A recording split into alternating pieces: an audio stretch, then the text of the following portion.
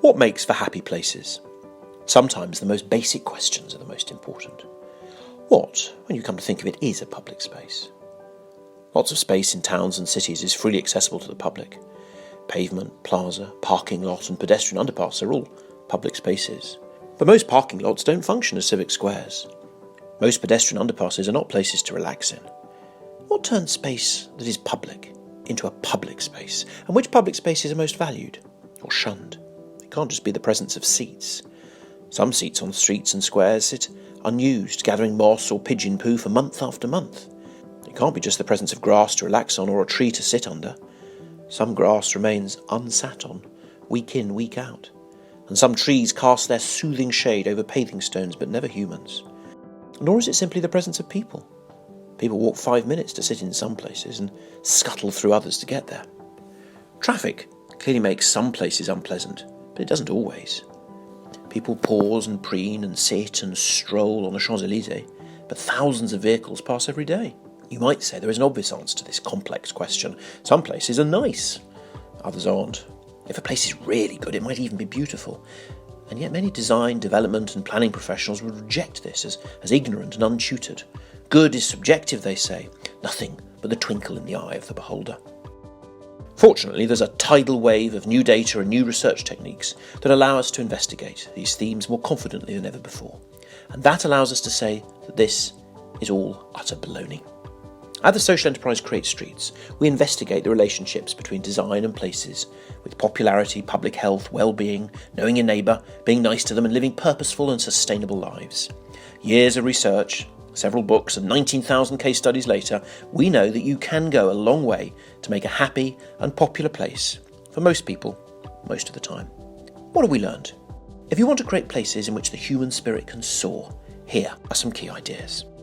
Gentle density is your friend.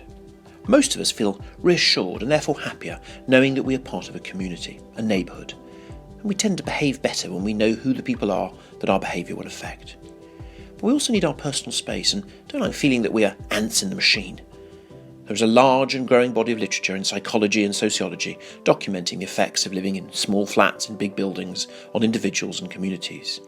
The evidence shows that the correlation is normally negative, citing higher levels of depression and antisocial behaviour, lower levels of social engagement and significantly impaired child development.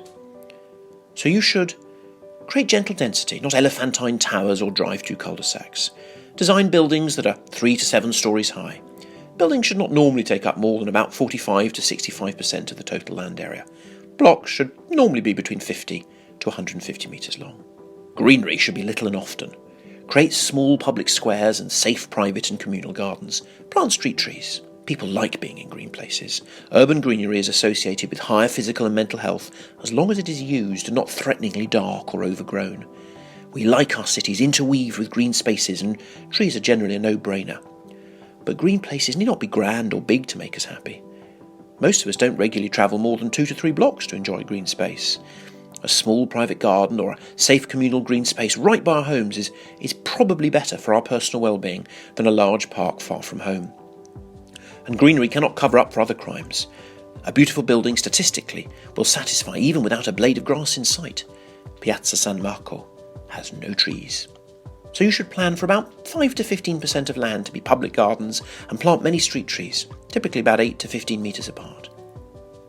Beauty really matters. Create places with pride that people can love. Surely, some might suggest, beauty is at best a bonus. It should not distract from the real business of addressing social and environmental problems. Our fundamental response to this is that we cannot address social and environmental problems without addressing beauty. The two are complementary. Beauty is a way of approaching the design of our streets so that they are places where inhabitants feel that they are at home. Home makes us feel safe, and safe makes us feel happy. So you should dare to ask the simple question, do people find this attractive? Do they want to be here? Be honest. We are happiest in a city that has a strong sense of place and could not be anywhere. 70 to 90% of us prefer this. Think of the row houses in Brooklyn, the canals of Amsterdam or Zhujiang, the blue souks of Chefchaouen, the pastels of Birano's buildings, the exuberance of Paris, the stock bricks of London. These places make us feel good because they have their own identity apart from the current zeitgeist. Place trumps decade. So you should create places which are true to themselves. History is not bunk. Use natural, local materials. These will normally last longer as well. Create streets and squares with variety in a pattern and coherent complexity. The most popular streets and squares have variety in a pattern, many doors and narrow fronts and coherent complexity. As you move closer or further away, there is complexity and ornament to engage your brain, but it is ordered and coherent. Our brains are good at processing and find attractive, more symmetrical images. Think of human faces. But some gentle surprises are good too. We like a bit of colour. So you should create facades with coherent complexity that live through details like generous windows, colourful doors, steps and balconies are normally best. Structure benches and statues. Where seating is matters.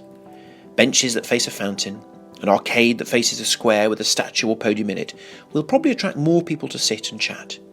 You cannot bench wash an ugly and windy chasm or art wash a traffic island. Most people will still avoid them. So you should create squares with 6 to 10% of the space as seating, but give it shape. Mix it up. We want to live in streets with a textured use of cafes, shops, offices and homes. These sorts of places reduce dependence on cars, as they are likely to be closer to where we live and work.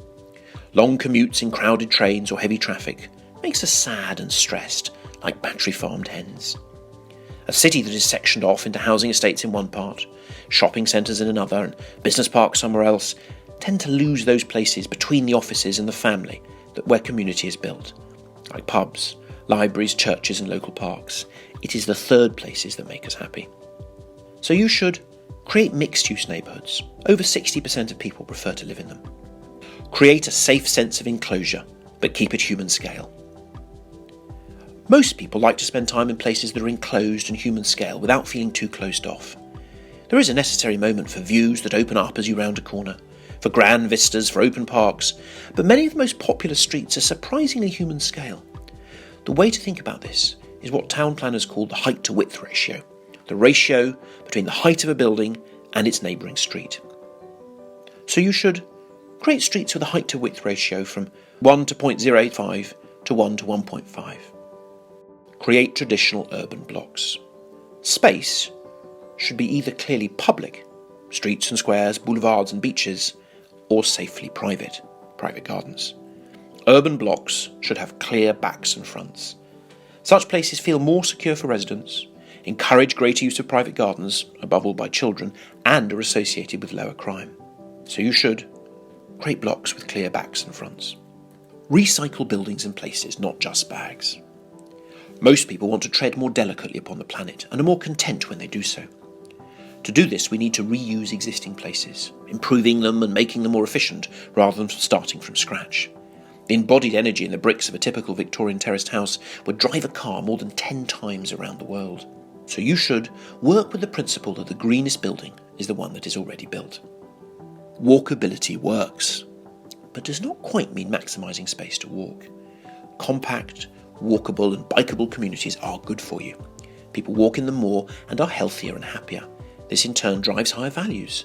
More walking is encouraged by engaging facades, regularly spaced trees, the presence of places to rest and wide pavements. So you should create places it's fun to walk in and 20 miles per hour roads in residential neighbourhoods. Sadly, the polling, pricing and focus group data consistently shows that the sorts of places we've been making for the last 70 years are normally less popular and less valuable than most of our historic towns. A toxic cocktail of technology. We can build huge ugly sheds very cheaply. Confusion about the role of the motor car in the city. For 3 generations we thought town centres were places for cars. They aren't. Increasing labour costs, making detail and ornament expensive, and modernist fashion, eradicating the past on a human scale rather than working with it, have all combined to ruin the old places and build new ones that most people reject if they can afford to. What works in different climates, countries and cultures is not the same everywhere, but it does rhyme. Because ultimately we are all humans with similar needs for home and community, safety and stimulation, beauty and purpose. Thank you for watching this video. Please work with us at Create Streets to help neighbourhoods, government, landowners, designers and developers create happier places for humans. Join us by donating, downloading our research or resources, following us on social media, asking us to work with you on designing new developments or sustaining old ones. Together, we can create happier places.